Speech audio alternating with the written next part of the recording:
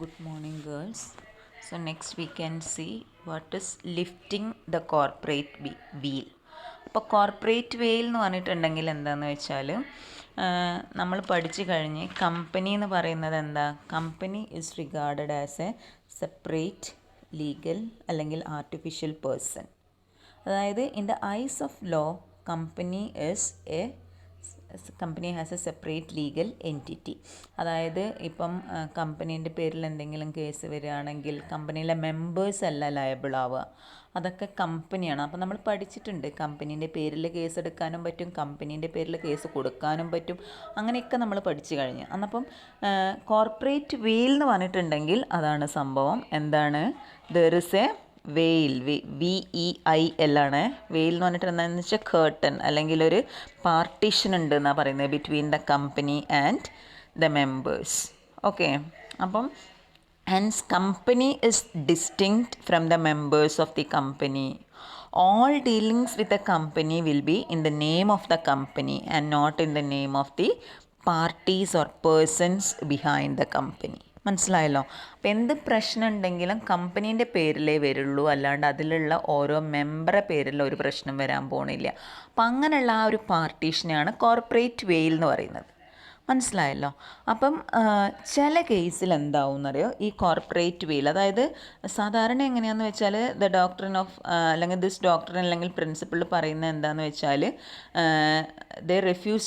Court refuse to go behind the corporate veil to find out the persons actually carrying out the business of the company. ആരാണ് എന്താണെന്നൊന്നും തപ്പാനൊന്നും പോകില്ല. കാരണം എന്താണെന്ന് വെച്ചാൽ കമ്പനീൻ്റെ പേരിലാണ് എല്ലാ കാര്യങ്ങളും കിടക്കുന്നത്. അപ്പോൾ കമ്പനി ഏതാണ് എന്നുള്ളത് മാത്രമേ നോക്കുള്ളൂ. പിന്നെ കമ്പനി ഫോം ചെയ്തിട്ടുണ്ടെങ്കിൽ അതെല്ലാം ലീഗൽ റിക്വയർമെൻറ്റ്സ് അനുസരിച്ചിട്ട് രജിസ്റ്റർ ചെയ്തിട്ടാണല്ലോ പോണത്. അപ്പോൾ ആരാ എന്താണെന്നുള്ളതൊന്നും നോക്കാൻ പോകുന്നില്ല കോടതി അല്ലെങ്കിൽ ട്രിബ്യൂണൽ. പക്ഷേ ചില സമയത്ത് എന്താവുന്ന പറയുന്നത്, this veil may be misused or abused over a period of time by fraudulent promoters or directors, which compelled the court to pierce or lift the veil to unveil the cases of fraud or improper conduct. അപ്പം എന്തായെന്ന് വെച്ചാൽ ഇങ്ങനെയൊരു എന്താ പറയുക, ഒരു പ്രത്യേക privilege ഉണ്ടല്ലോ കമ്പനിക്ക്. അതുകൊണ്ട് അതിലുള്ള മെമ്പേഴ്സായ പ്രൊമോട്ടേഴ്സ്, ഡയറക്ടേഴ്സൊക്കെ ഇത് മുതലെടുക്കാൻ തുടങ്ങി. അവരെന്ത് ചെയ്ത് ഇത് എടുത്തും കൊണ്ട്, അതായത് എന്ത് പ്രശ്നം വന്നാലും അവരെ ബാധിക്കുന്നില്ലല്ലോ, അവരുടെ ലയബിലിറ്റി എങ്ങനെയാണ്, ഇറ്റ് ഈസ് ലിമിറ്റഡ്. അതായത് അവർക്ക് വലിയ പ്രശ്നങ്ങളൊന്നും ഉണ്ടാവില്ല, കമ്പനീൻ്റെ പേരിലെ എല്ലാ കേസും കൂട്ടും വരുള്ളൂ. അപ്പോൾ ഇത് മുതലെടുത്തുകൊണ്ട് ഇതാക്കാൻ തുടങ്ങി. അപ്പോഴാണ് കോർട്ട്, ഇപ്പം ശരിക്കും കമ്പനി ട്രിബ്യൂണലാട്ടോ, നാഷണൽ കമ്പനി ലോ ട്രിബ്യൂണൽ എന്ന് പറഞ്ഞിട്ടുള്ള അവരാണ് എന്ത് ചെയ്യുന്നത്, ഈ വെയിൽ, ഈ കേർട്ടൻ മാറ്റിയിട്ട് ആരൊക്കെയാണ്, who are the persons behind the company നോക്കും. അപ്പോൾ ഇതെല്ലാ കേസിലൊന്നും നടക്കില്ല കേട്ടോ. ഈ ലിഫ്റ്റിംഗ് ദ കോർപ്പറേറ്റ് വെയിൽ എന്ന് പറഞ്ഞിട്ടുണ്ടെങ്കിൽ എപ്പോഴും എന്തൊക്കെയാണ് ഇതിൻ്റെ ഉള്ളിൽ നിന്ന് ചില പ്രത്യേക സാഹചര്യത്തിലാണ്. അപ്പോൾ അത് ഏതൊക്കെ the circumstances under which the court may lift the corporate veil may be classified under 2 heads. ഏതൊക്കെയാണ്? ഒന്ന് പറയുന്നത് ജുഡീഷ്യൽ ഇൻ്റർപ്രിറ്റേഷൻസ് ആണ്, അതായത് under judicial interpretations, and second one under എക്സസ് സ്റ്റാറ്റ്യൂട്ടറി പ്രൊവിഷൻസ്. അപ്പോൾ നമുക്ക് നോക്കാം അണ്ടർ ജുഡീഷ്യൽ ഇൻ്റർപ്രിറ്റേഷൻസ് ഏതൊക്കെയാണ് വേരിയസ് കേസസ് നോക്കാം ഈ കോർപ്പറേറ്റ് വെയിൽ ലിഫ്റ്റ് ചെയ്യുന്നത്.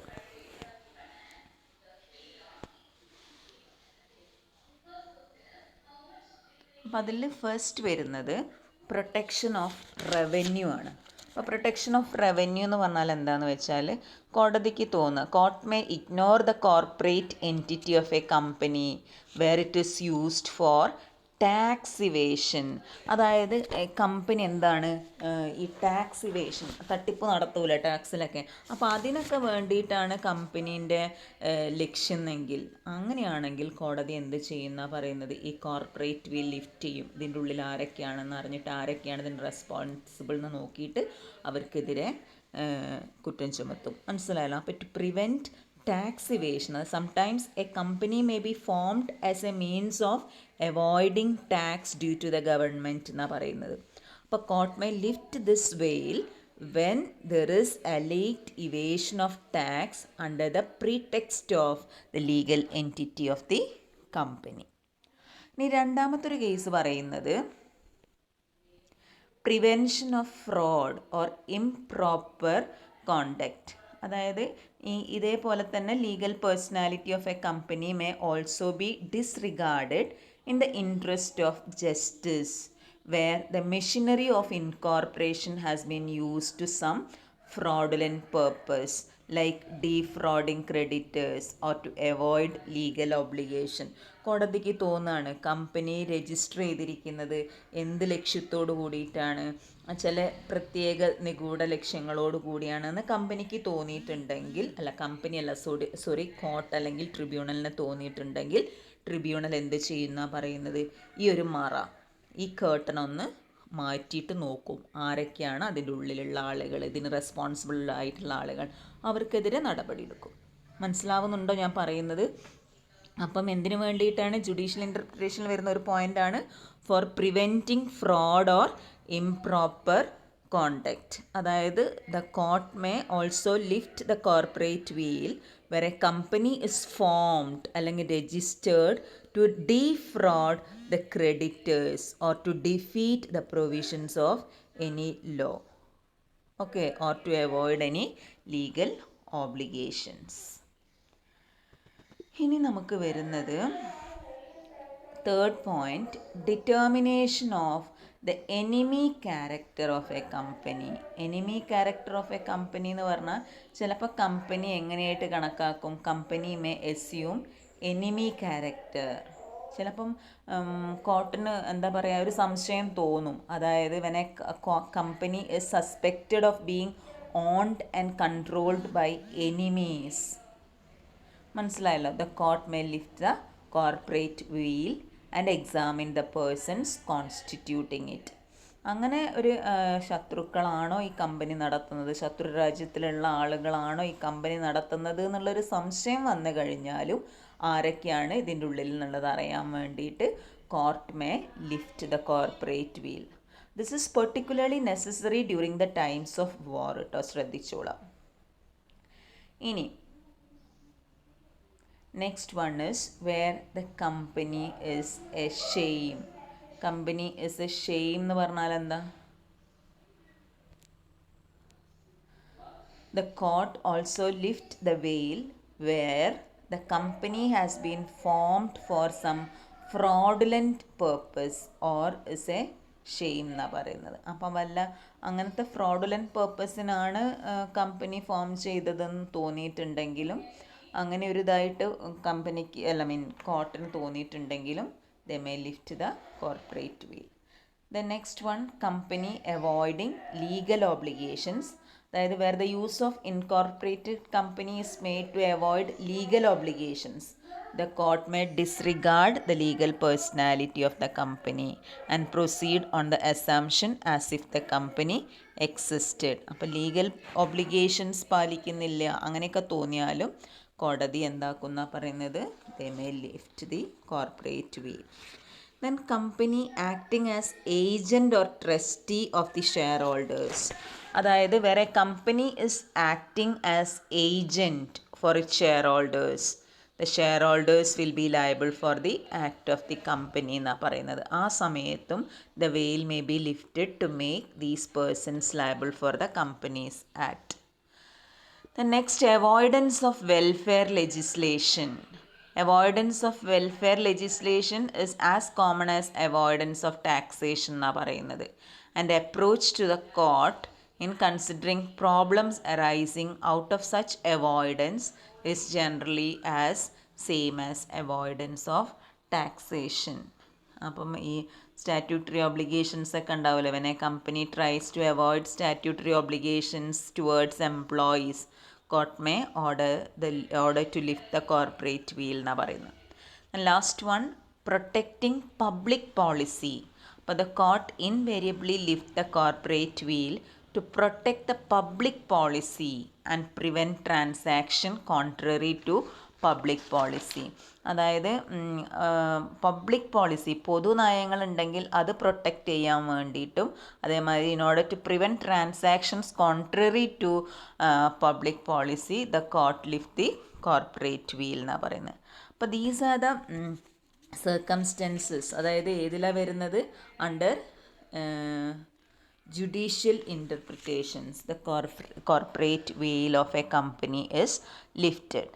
ഇനി വരുന്നത് അണ്ടർ എക്സ്പ്രസ് സ്റ്റാറ്റ്യൂട്ടറി പ്രൊവിഷൻ.